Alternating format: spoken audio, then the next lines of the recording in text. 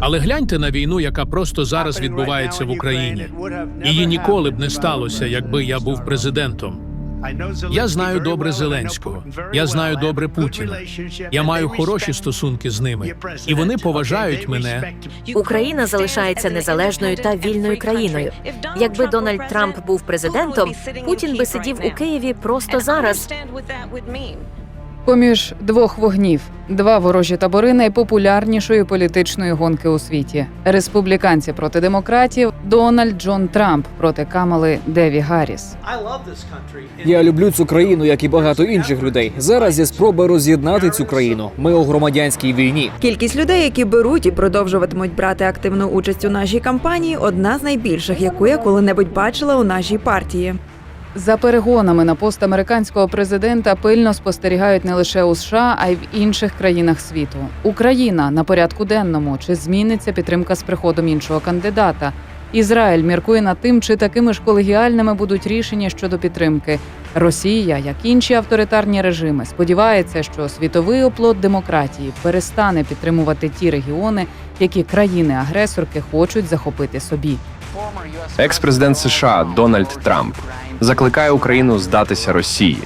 Він сказав, що навіть найгірша угода поміж Україною та Росією буде краща, ніж те, що Україна має зараз. Ми будемо раді будь-яким ініціативам, які призведуть до врегулювання, усунувши першопричини кризи, заявив глава МЗС РФ Сергій Лавров, коментуючи слова Дональда Трампа про готовність вирішити конфлікт в Україні. Що чекає далі за рогом? Наскільки запеклою є боротьба? І головне, чи вирішиться доля гарячих регіонів, де спалахнула війна? Кандидат у президенти США від республіканців Дональд Трамп має незначну перевагу над своєю опоненткою від демократів Камалою Гарріс серед виборців, які голосують достроково у так званих хитких штатах. Хто очолить найбільшу демократію світу? І чи допоможе Україні в боротьбі зі злом? Питання, які тривожать. Питання, на які бракує відповідей.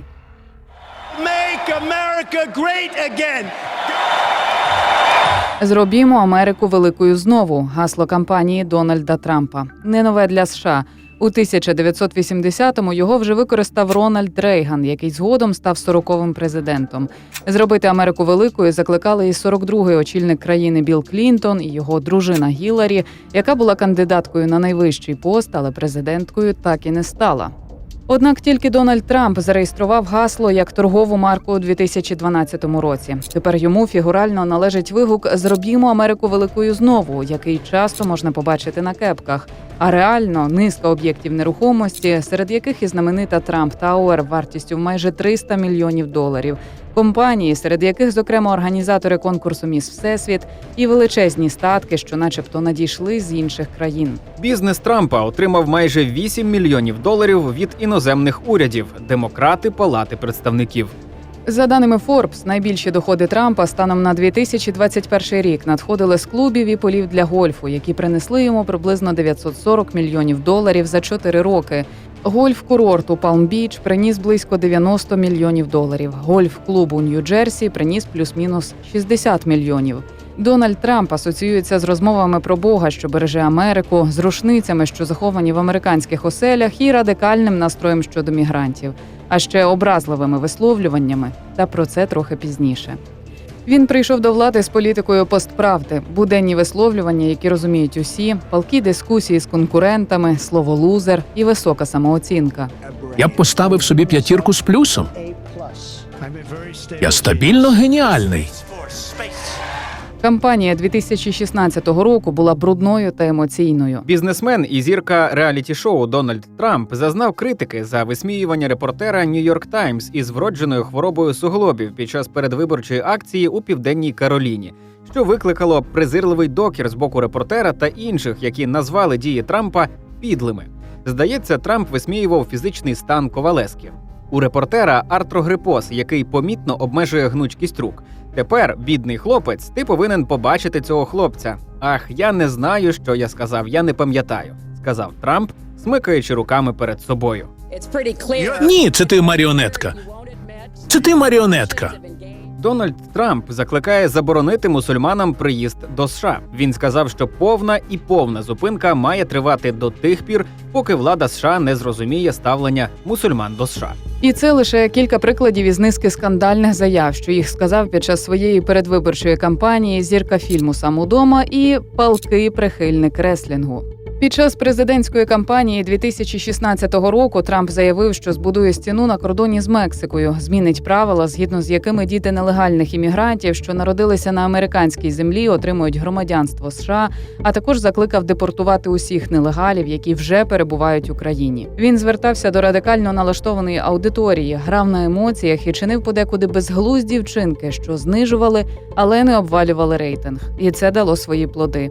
Трамп виграв кампанію 2016-го, а 20 січня наступного року офіційно став 45-м президентом США. Його правління було таким же непередбачуваним, як і передвиборча кампанія. Він так і запустив побудову стіни на кордоні з Мексикою, скасував реформу системи охорони здоров'я свого попередника Обамакер. Незважаючи на обіцянку ліквідувати державний борг за 8 років, Трамп усе ж схвалив значне збільшення державних витрат і зниження податків у 2017-му. У результаті дефіцит федерального бюджету зріс наполовину. Борг США досягнув максимуму після Другої світової війни. Економісти сходяться на думці, що під час кризи COVID-19 потрібні були величезні дефіцитні витрати, щоби запобігти економічному катаклізму. Але федеральні фінанси за Трампа стали жахливими ще до пандемії. Це сталося, незважаючи на те, що економіка була на підйомі, а безробіття було на історично низькому рівні. Згідно з описом адміністрації Трампа, рівень державного боргу до пандемії вже був кризою і серйозною загрозою. Певна економічна криза, різка політика щодо мігрантів, висловлювання де треба і не треба призвели до того, що рейтинг 45-го почав падати. Звісно, що протилежна партія намагалася цим скористатися. Демократи шукали вагому причину і знайшли її. І вона була пов'язана з Україною. Тодішня спікерка Палати представників Конгресу США Ненсі Пелосі ініціювала розслідування у справі про імпічмент 24 вересня 2019 року. Анонімний інформатор заявив про нібито тиск від Дональда Трампа на президента України Володимира Зеленського. Йшлося про начебто бажання американського очільника схилити українську владу до розслідування причетності до корупційних схем Гантера Байдена, сина колишнього на той час віце-президента Джо Байдена, в обмін на фінансову і військову допомогу. У скарзі, поданій генеральному інспектору розвідувального співтовариства США у серпні 2019 року, анонімний інформатор, який виявився співробітником ЦРУ, повідомив, що під час телефонної розмови з президентом України Трамп рішуче натякнув, що майже $400 мільйонів США на безпекову допомогу, схвалену Конгресом, буде виділено лише якщо Зеленський виконає 2 прохання, які Трамп почав словами «Я хотів би, щоб ви зробили нам послугу». Перший запит полягав у тому, щоб Зеленський шукав у своїй країні комп'ютерний сервер, який використовує Національний комітет демократичної партії. 2016-го з нього були викрадені хакерами тисячі конфіденційних електронних листів. Пізніше їх опублікували WikiLeaks – міжнародна організація, що займається витоками таємної інформації. Перш за все, підозри впали на російських хакерів. Однак Дональд Трамп, здається, увірував у CrowdStrike – теорія змови, згідно з якою сервер було таємно перевезено в Україну та сховано там, щоб ФБР не змогло перевірити його вміст. Ця теорія змови каже, що хакери були не російськими, а українськими. Очевидно, що це брехня. Але Дональд Трамп все одно закликав Зеленського до розслідування у своїй країні. Другий запит Трампа полягав у тому, щоб Зеленський розслідував необґрунтоване звинувачення щодо мотивації Джо Байдена чинити тиск на український уряд у 2015 році з метою звільнити тодішнього генерального прокурора України Віктора Шокіна. Відповідно до вже іншої теорії змови, Байден, перебуваючи на посаді віце-президента в адміністрації Обами, наполягав на відстороненні Шокіна, аби зупинити розслідування щодо української газової компанії «Борісма Холдінгс», яка загрожувала розкрити правопорушення Гантера Байдена, який тоді був членом ради директорів компанії. Насправді, до 2015 року це розслідування було закрите. Під час дискусії з членами Ради з міжнародних відносин у 2018 році Джо Байден заявив, що він закликав до усунення Шокіна, оскільки тодішній український генпрокурор відмовився розслідувати великі корупційні справи. Закликаючи до відставки Шокіна, Байден посилив критику, яку вже висловив Європейський Союз і Міжнародний валютний фонд серед інших міжнародних установ. У 2016 році український парламент проголосував за звільнення Шокіна з посади генпрокурора. Жодних достовірних доказів передбачуваних корупційних мотивів Байдена або передбачуваних протиправних дій його сина ніколи не було представлено. Однак Трамп все одно подзвонив Зеленському із проханням розслідувати теорії змови. Воно й не дивно, що аура у 45-го президента США досить таємнича, адже він центральна фігура теорії змов QAnon, ледь чи не месія, що мав би врятувати світ від ілюмінатів, рептилоїдів і педофілів. По суті, QAnon – це широкомасштабна, абсолютно необґрунтована теорія, яка говорить, що президент Трамп веде таємну війну проти елітних педофілів, які поклоняються сатані в уряді, бізнесі та ЗМІ. Віруючі QAnon припускають, що ця боротьба призведе до дня розплати, коли відомих людей, таких як колишній кандидат у президенти Гіларі Клінтон, будуть заарештовані та страчені. Офіційно Дональд Трамп не був помічений у зв'язках із QAnon, однак часто поширює теорії змови. Випадково чи навмисне знають, здається, хіба що ілюмінати. Тим не менше, за час свого президентства Дональд Трамп дав добро на надання військової допомоги Україні.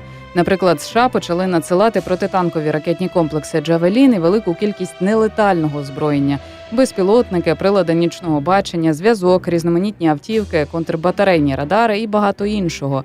Однак згодом ця допомога й стала предметом завуальованого шантажу, аби змусити українську владу робити те, що вигідно містеру Трампу. Імпічмент таки не оголосили, не назбирали достатньої кількості голосів. Згодом спробували ще раз, але й вдруге Сенат виправдав президента.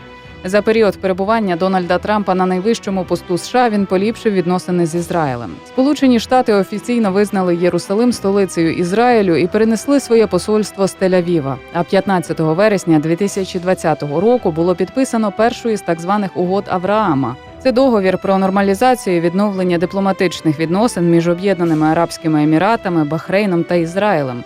Трохи пізніше були відновлені відносини єврейської держави з Марокко і Суданом. Трамп також заявляв, що вважає Іран великою загрозою для США. 2018 року він заявив, що Америка виходить зі спільного всеосяжного плану дій іранської ядерної угоди та підписав розпорядження про поновлення санкцій проти Тегерану. Тоді ж заявив, що будь-яка країна, яка допомагатиме Ірану у реалізації ядерної програми, також може потрапити під санкції Сполучених Штатів. Дональд Трамп розпочав торговельну війну з Китаєм і вивів США із торгової угоди про транстихоокеанське партнерство і Паризької угоди щодо зміни клімату. Він навіть кілька разів зустрічався з північно-корейським лідером Кім Чен Іном, але не досягнув прогресу у ядерному роззброєнні КНДР. Ну, нічого. Жахаючого успіху з Північною Кореєю досягне російський диктатор Путін. Але за час свого президентства Трамп навряд чи про це думає. С момента вступления на российскую землю я почувствовал боевой дух и кипучую действительность и стал непосредственным свидетелем. Дональд Трамп намагався затриматися на посту президента ще, але в нього не вийшло. Йому так і не вдалося стати 46-м, бо до влади прийшов демократ Джо Байден. А чи вийде стати 47-м? Якою буде Америка за Трампа?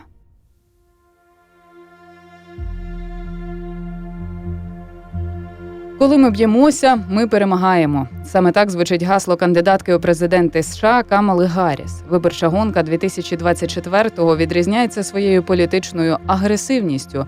Якщо Обама колись казав ніжне і заохочувальне «так, ми зможемо», то тепер кандидатам потрібно щось більш войовниче, принаймні тим, хто наважується протистояти Дональду Трампу. Натхненний натовп, що слухає промови Гарріс, відрізняється від тих, хто ловив повітряні кульки з рук Гіларі Клінтон 2016 року. Тепер вони налаштовані боротися, щоб перемагати. По-перше, Трамп непридатний до служби, нестабільний, небезпечний. Віце-президентка Камала Гарріс – своєрідний порятунок для демократів. Молода, впевнена і відома, вона оживила виборчі перегони після того, як Джо Байден втомився. Президент Байден сказав на зборах губернаторів демократів, що йому потрібно більше спати і працювати менше годин, включаючи обмеження заходів після 20:00, за словами двох людей, які брали участь у зустрічі. Зауваження в середу були яскравим підтвердженням втоми з боку 81-річного президента під час зустрічі, яка мала на меті запевнити понад 20 його найважливіших прихильників у тому, що він все ще виконує свою роботу і здатний розгорнути активну кампанію проти колишнього президента Дональда Трампа. Мабуть, після цих слів, сказаних у липні 2024-го, він справді вирішив більше відпочивати, бо вже за кілька тижнів зняв свою кандидатуру з виборів. У своєму пояснювальному листі Джо Байден написав наступне: «Я вважаю, що в інтересах моєї партії і країни буде краще, якщо я піду у відставку і зосереджуся виключно на виконанні обов'язків президента протягом решти мого терміну». Отож, офіційною кандидаткою від демократів далі стає дитина батьків-іммігрантів, колишня генеральна прокурорка та екс-міністерка юстиції американського штату Каліфорнія, політикиня Камала Гарріс. 2021 року вона стала віце-президенткою. За свою кар'єру вона боролася за права людей, рівноправність, справедливість. У 2021 році Байден доручив їй боротися із причинами міграції в країнах походження. «Я не можу уявити нікого більш кваліфікованого для цього», – сказав Байден про Гарріс. Коли вона говорить і від мого імені. Але це завдання зрештою вилізло Гарріс боком. Попри її зусилля та зустрічі з латиноамериканськими лідерами, кількість нелегальних перетинів кордону зростала і минулого року сягнула нового рекорду. Республіканці одразу ж охрестили її царицею кордонів, англійською «border czar», і різко розкритикували за те, що вона не зменшила кількість мігрантів, які в'їжджають до США. Демократична партія США за час повномасштабного вторгнення стала своєрідним двигуном для підтримки України у протистоянні загарбницькому вторгненню Російської Федерації. Промови Джо Байдена у США, його візит на початку вторгнення до Польщі, відвідини Києва напередодні роковин Великої війни, ще більше промов, ще більше підтримки на словах. Сумнівів бути не повинно. Наша підтримка України не похитнеться, НАТО не буде розділеним, і в нас не настане втома. Жадоба й бажання Путіна до землі та влади зазнає невдачі, а любов українського народу до своєї країни візьме гору. На кону нині свобода, а світ зрозумів, що задовольнити апетити агресора неможливо. Їм треба протистояти. Автократи розуміють лише одне слово – ні, ні, ні. Диктатор, який роками відбудовував імперію, ніколи не придушить любов народу до свободи, жорстокість ніколи не зламає волю вільних людей. А Україна ніколи не буде переможена Росією. Ніколи. Втома від війни таки з'явилася, щоправда, не в українців, які продовжують кров'ю і потом виборювати своє право на існування, а у західних політиків, що подекуди чванькувато міркували над тим, чи варто продовжувати допомогу. Тож підмога Україні знову стала об'єктом політичних дискусій. Не отримавши жодних змін у прикордонній політиці від Сенату, Палаті представників доведеться продовжувати працювати над цими важливими питаннями на власний розсуд. Америка заслуговує кращого, ніж статус-кво Сенату. Зрештою, у квітні 2024-го заморожену допомогу Україні таки ухвалили. Було вже запізно для порятунку Авдіївки, що у Донецькій області. Однак ще були шанси на те, що західне озброєння та боєприпаси допоможуть втримати фронт. Джо Байден втомлювався, і це почало непокоїти демократів усе більше. І зараз я хочу передати слово президенту України, який має стільки мужності, скільки рішучості. Пані та панове, президент Путін. Президент Путін – це той, хто переможе президента Путіна. Президент Зеленський. Я так зосереджений на тому, щоб перемогти Путіна. У будь-якому випадку ми повинні про це думати, пане президенте. Я кращий. Ви набагато кращі за Путіна. Набагато. Дуже дякую. Усі хороші хлопці іноді здають. Усі хороші хлопці згодом старіють. Джозефу Байдену на момент дебатів із Дональдом Трампом виповнився 81 рік. Його суперник був усього на 3 роки молодший, однак на фоні Джо виглядав ще тим хлопцем, поганим хлопцем. On the total initiative relative to what we're going to do with more border patrol and more asylum officers. Президенте Трамп? Я не зрозумів, про що він говорить наприкінці. Думаю, він сам не зрозумів, що говорить. Після цих дебатів ситуація загострилася, і рятувати її прийшла набагато молодша за цих хлопців Камала.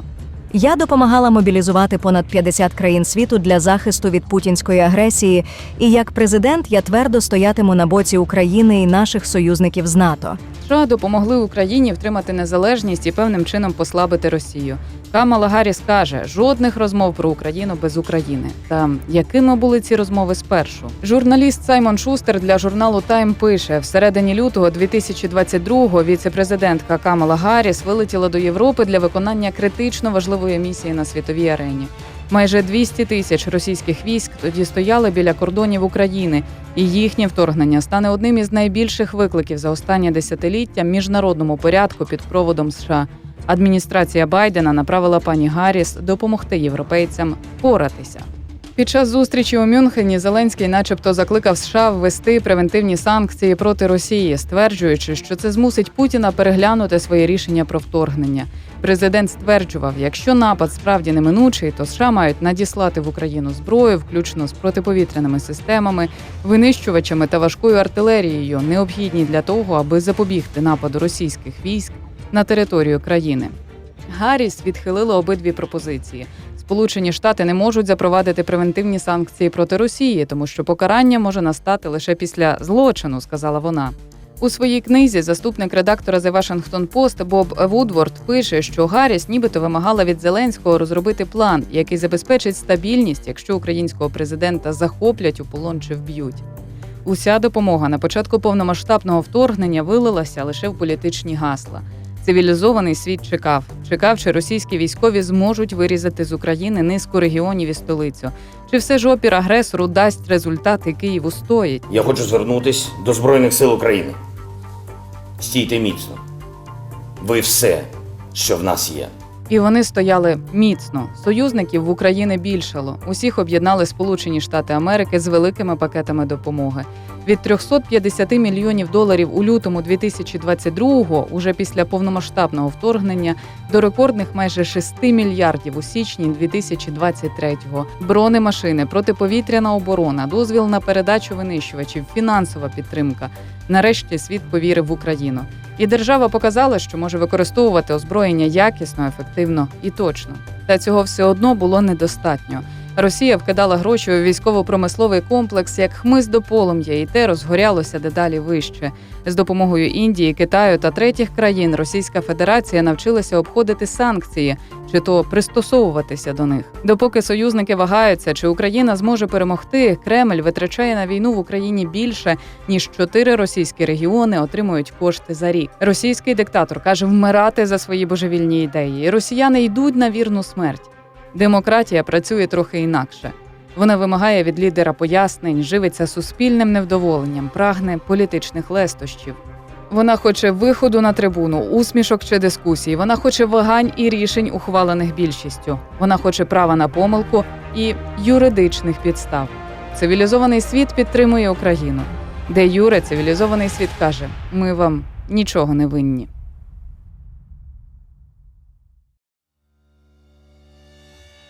– 1991 рік. Україна отримує незалежність. Хіба нація, яку гнітили режими упродовж століть, не варта цього? На території найбільшої, тепер суверенної країни Європи залишається чималий арсенал озброєння, включно з ядерними боєголовками. До цього угрупування входило 176 стаціонарних МБР, 130 рідинних, по 6 боєголовок кожна, і 46 твердопаливних МБР по 10 боєголовок з дальністю польоту до 11 тисяч кілометрів.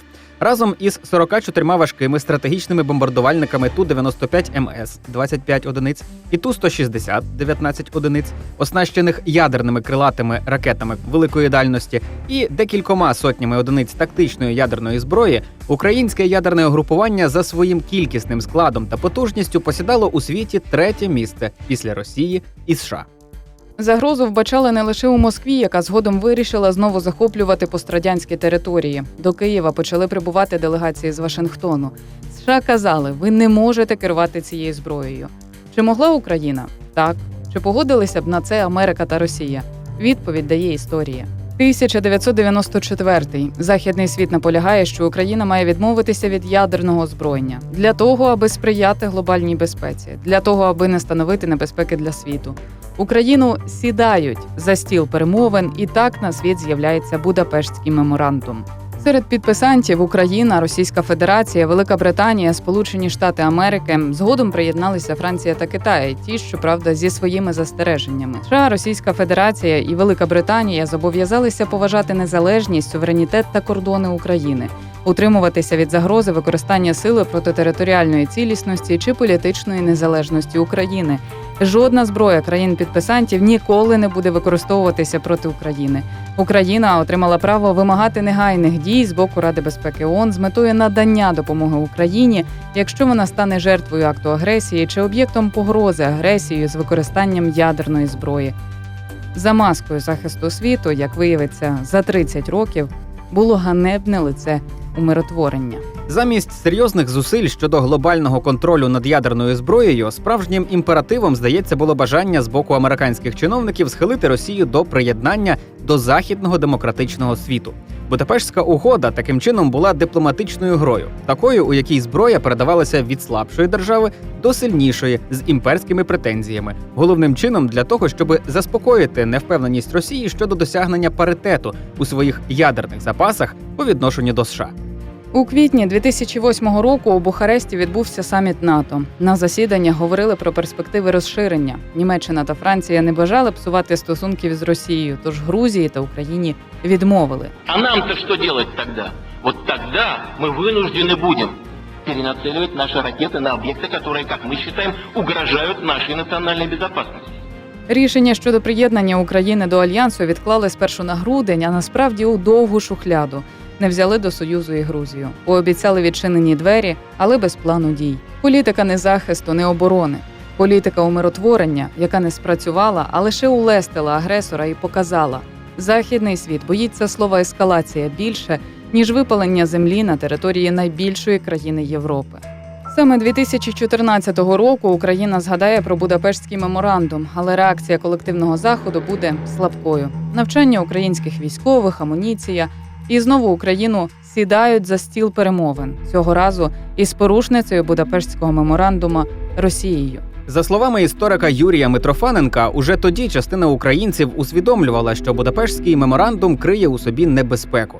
Досвідчені юристи говорили: вас обманули, вам дали гарантії, механізм отримання яких, по-перше, не прописано, а по-друге, будь-яка міжнародна угода має бути ратифікована. Меморандум не затверджений парламентами США, Великобританії і Росії. Тому коли зараз кажуть, що це лише клаптик паперу, то з точки зору зобов'язань це так. Якщо ж говорити про моральну відповідальність – інша справа. 8 років війни світ намагатиметься умиротворювати диктатора різними способами. Недостатньою кількістю санкцій і невеликою підтримкою країни. Вкотре Будапештський меморандум згадає український президент Володимир Зеленський у Мюнхені на безпековій конференції 2022 за кілька днів до повномасштабної війни. Архітектура світової безпеки крихка, потребує оновлення. Правила, які світ погодив десятки років тому, вони більше не працюють, не встигають за новими загрозами, не дієві для їх подолання. Політика умиротворення дала свій результат. Росія вторглася до України, навіть не приховуючи цього квазіреспубліками, зеленими чоловічками, хіба що трохи завуалювавши усе псевдоісторією. Інші автократичні режими світу спостерігають за цим і роблять свої висновки. Вони створюють своєрідну вісь зла, де Кремль об'єднує навколо себе Іран та Північну Корею, де Китай стоїть осторонь, але пропонує ініціативи, вигідні Росії, або ж допомагає втримати держбюджет країни-агресорки, створюючи залежність рубля від юаню. Війна в Україні, нестабільність на Близькому Сході, загрози Південній Кореї від КНДР, що нарощує сили. США все ще залишається глобальним оплотом демократії, допомагаючи їй, але не рятуючи сповна. Тож Будапештський меморандум і його майже нульову силу дії згадали і 2024-го. Хто з цих великих країн, всіх ядерних держав, хто з цих країн постраждав? Всі? Ні, одна – Україна. Хто віддав ядерну зброю? Всі? Ні, одна. Хто? Україна. Хто сьогодні воює? Україна. І тому виходить у нас так. І в розмові з Дональдом Трампом я йому сказав, у нас виходить так. Який же вихід? Або у України буде ядерна зброя, і тоді це для нас захист. Або ми повинні мати якийсь альянс. Окрім НАТО, на сьогодні ми не знаємо дієві альянси. –